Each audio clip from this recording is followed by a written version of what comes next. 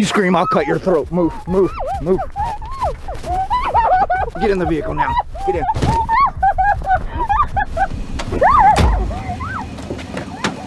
Let's go.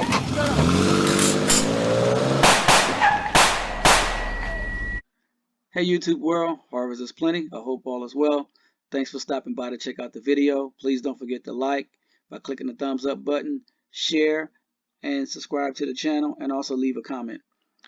So I've been thinking about some things, and I decided to put together a video on situational awareness. I know I tell you guys, hey, when you're out and about, please protect yourself at all times. Please be situationally aware of your surroundings. Some people know what it is, others do not. So I decided to do this video. Maybe it may help one or two of you. I don't know. Some of you may be already aware of what I'm getting ready to share today. Now, as far as the intro, I pray that none of us ever find ourselves in that situation. But to be really honest with you guys, if we just pay attention, we could avoid a lot of those situations. The thing is, most people, they don't pay attention at all. Pay attention. Why do I say that? Because a lot of things that happen in today's society to people, to good people, is because they don't pay attention. If you would pay attention, a lot of stuff can be avoided. But everybody's so caught up in their own little world and what they got to do next that they don't pay attention. Here's a reminder to look up from your phone. Surveillance video from a mall in Turkey shows a worker tossing stuff into a storage room on the floor below. And then this person looking at the phone falls right through. Lucky for him, watch this, he lands on top of a stack of boxes below and just casually jumps to the floor and walks away without a scratch. Did you just go right back to your phone at that point? Yeah, To finish the text? He didn't learn his lesson. He didn't get hurt. He doesn't, it's like, forget it. He's not going to learn any lesson. Well, if you have to see this video, you have to see it. Gosh, I'm staring at it right now because I'm interested to see what happens here. It's in New Jersey. A 67-year-old woman texting and walking when she flips over a cellar door, falls 6 feet into the ground. Look at the reaction of those two passerbys. Several people came to the woman's rescue. She did have to go to the hospital, but she is expected to be okay. But let me tell you, Todd, that can happen. I see it all the time. Yeah, I got to pay attention. All right, hopefully she's going to be okay. You know, a lot of times we could avoid a lot of stuff that happens to us if we just pay attention and take our heads out of our cell phones. As the gentleman was saying, you have to pay attention. Sometimes the wolves will be circling around you and getting ready to close in on you, but you don't see it. You're totally unaware because you're glued to that cell phone.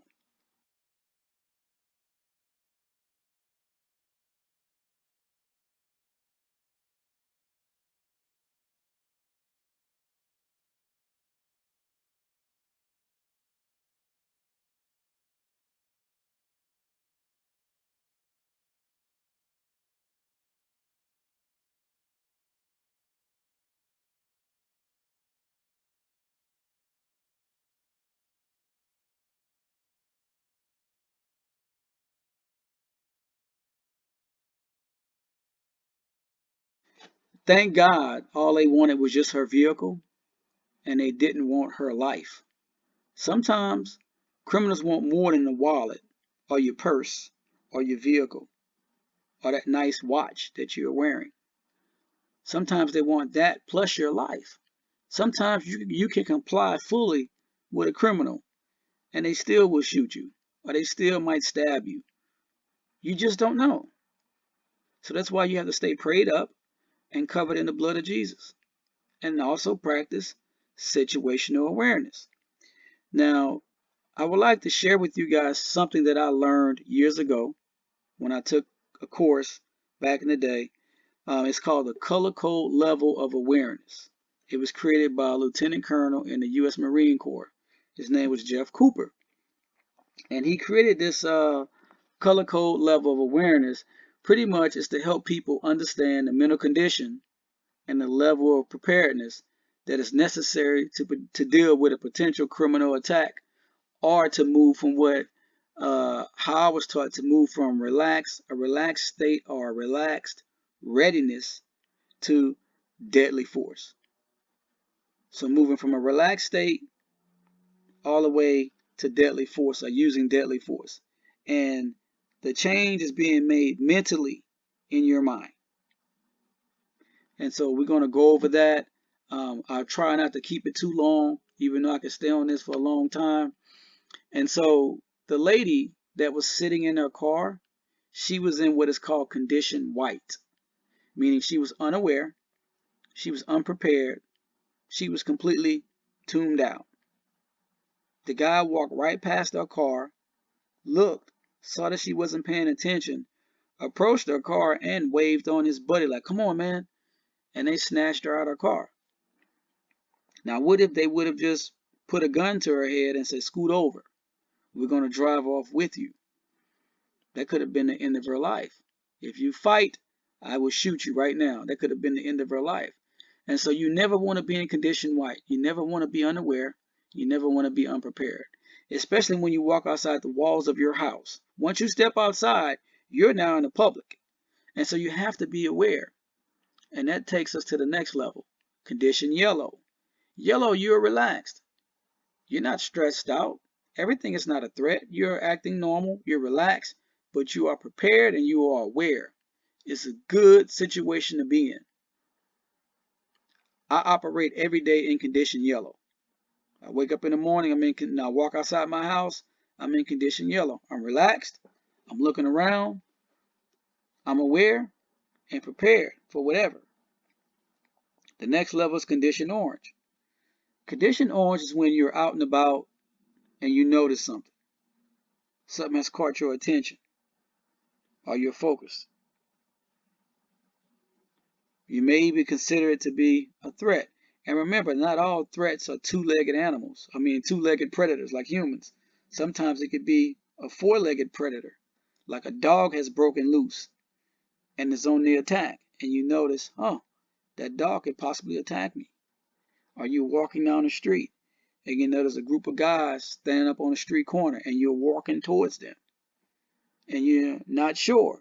So you cross the street. You specifically identify something that could be a threat or something that's of interest to you. You're ready to act. And act does not always mean commit violence. Ready to act could mean stopping and turning around and going the other way. But you start wargaming in your brain possible reactions of what could possibly happen. I mentioned wargaming a lot of times on my channel. I wargame stuff all the time. I'm always wargaming. When I'm at home, I'm wargaming. While I'm driving, sometimes I'm wargaming. When I'm in the office at work, sometimes I'm wargaming. I'm always wargaming because I know where we're at in terms of the end times. Now, if you deem something to be a threat to you, and someone is getting ready to hurt you, harm you, or somebody that you're with, or attack you, you move from condition orange to condition red. It's action time. It's go time. Or you're on very high alert. Or you could be actively engaged in a response. Now remember, you're moving from condition yellow to condition orange to condition red. Now let's say you realize when you're in condition orange that there's no threat. You dial it down to condition yellow. If it is a threat and you're about to be physically harmed, you move to condition red. Now condition black is when you panic. You're frozen, you're in shock. A complete breakdown of mental and physical performance. And that happens to the trained and the untrained alike. I've seen it. Most people that are in condition white go from condition white to condition black. They're surprised and they freeze. They panic. They're in shock. Why is this happening now? Why is this happening to me? They don't know what to do. There's no training. There's no nothing. They're stressed out. And what I was taught is that when you're in the moment, you resort to your training. And if you had no training, there's nothing for you to pull out of that mental file in your head to do. So you freeze. You're panicked. or you do something stupid that may get you killed. And then there are those who've trained, you know, if you watch war movies, or you are like the Acorn cop, the guy, the Acorn fell on top of the police car. He thought he was being shot at. He fell to the ground. He unloaded his service weapon.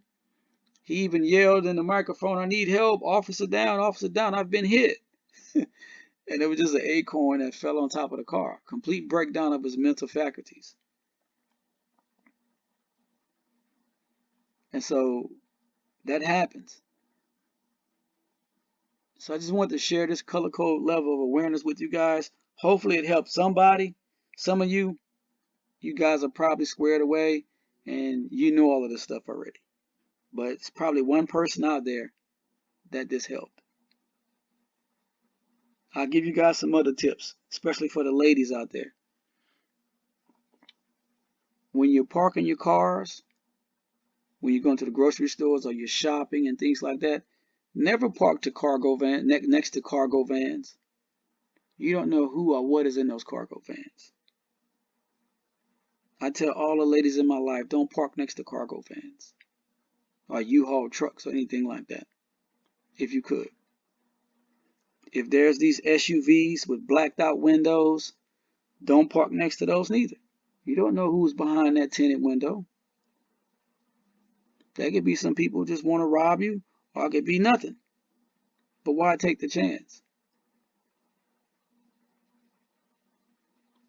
Notice suspicious vehicles driving through your neighborhood. It doesn't mean you have to call the police on them. Just notice them. There may be somebody from out of town visiting your neighbors, or a relative of one of your neighbors. Could be somebody coming in to, talk to your neighbors about a painting job. They want to paint their house or something. You don't know who they are. You don't want to call the police on somebody who done nothing wrong. You're in condition yellow, relaxed, and aware. But just pay attention to these things. I don't want to keep this long, so let me just move on and say, remember, pray without ceasing. Continue to show love to people. Cover yourself and your family in the blood of Jesus. And pay attention. Till my next video, love you guys. God bless to you and your family. My professional opinion, outside of situational awareness, the most important thing we can do is have a firearm on us. As you can see in this scenario that we created, we were not aware, or I was not aware, that Brittany actually had a CCW on her. We threw her in the back, we got up in the front. She actually was wise enough to take the hood off, bring the gun out, and engage both of us, which stopped the abduction altogether. So a gun is your best option. If you're going to carry a gun, take the extra step and further prepare yourself by actually going through the motions of getting familiar with the gun that you have, ensuring that you can actually hit your targets and draw from whatever holster you've chosen to use. If not, you're actually living in basically a false level of self-confidence. Pepper spray is a great option. There are many states out there that cannot legally own firearms for whatever reason, so pepper spray is definitely an option, or a taser. But as far as pepper spray goes, the question is it a good option inside of a closed environment or a confined space such as a vehicle? The reality is we all respond differently to pepper spray, so Brittany could be doing herself a disservice by deploying and spraying that pepper spray. Situational awareness and spatial awareness go hand in hand. Things that you want to look out for are vehicles that stand out, potentially parked on the opposite side of the road in front of your neighbor's house facing the other direction, people that you don't recognize. So it's wise to actually get to know your neighbors, at least get a visual of who they are and what they look like. And as you can see in our scenario, we actually lifted the back hatch up. This is something else you want to avoid walking around. Being distracted is a major issue that we all deal with within our lives. As you can see in this scenario that we created, Brittany was focused on our mail, which we can all relate to. The question is our mail that important? Can we wait to get inside to open the mail? And the answer is yes. Put your phone down, put your mail in your hand, eyes up, ears open. Learning how to be violent, in my opinion, is key. This is where we fight! This is where they die! I love Krav Maga. They're very simple techniques and they're extremely violent if you apply them properly. If you like Brazilian Jiu-Jitsu, learn Brazilian Jiu-Jitsu. Learn to fight dirty. There's biting, there's kicking, there's screaming, there's clawing, there's eye gouging. He poked me in the eye. Captain Insano shows no mercy. You don't have to be a martial artist to win a fight. All you have to do is allow that instinct to come out and just destroy your opponent.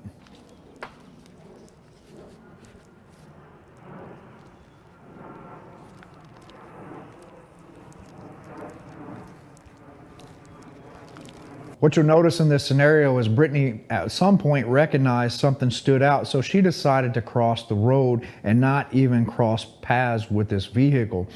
Do not be afraid to change your patterns. A lot of people actually are fearful because then they feel that someone's going to approach them and there's going to be some type of verbal confrontation. Never be afraid of that, okay? Your safety is priority. And if you find yourself in a situation where someone is actually trying to approach you while you're out and about, it doesn't mean that they're trying to abduct you. People approach others all the time to ask questions, but we don't want to let our guard down. So we're always in the mindset that something could potentially happen.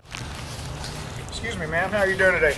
Good, how are you? You gotta tell us where the closest super center is or grocery store? You know, I'm not really sure. I'm not from around here. Okay, when'd you move here? I don't really know. I'm not from around here. Okay, have a good day. So in this scenario, we started approaching Brittany to ask her questions. She kept her distance. As we pushed up on her and invaded her personal space, she started changing positions. As we began to fan out, she also faced her back towards her neighbors, ensuring that she always kept a visual and squared up with us.